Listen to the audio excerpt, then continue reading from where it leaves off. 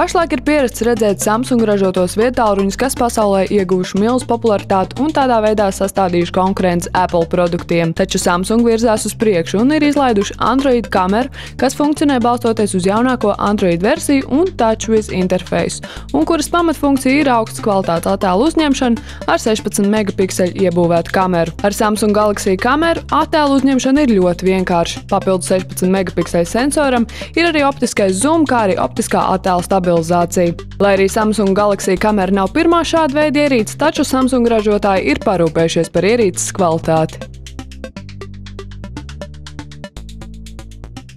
Liela prieka bērniem, jo izrādās, ka Ziemassvētku vecīšu neizdibināmajiem ceļiem var sekot līdzi ar aplikācijas palīdzību, kur izveidojas Google komanda speciāli Android ierīcēm un Google Chrome pārlūk programmai. Ziemassvētku vecīšu ceļam varēs sākt sekot Ziemassvētku vakarā, un tas tiks pārraidīts ar Google Maps palīdzību.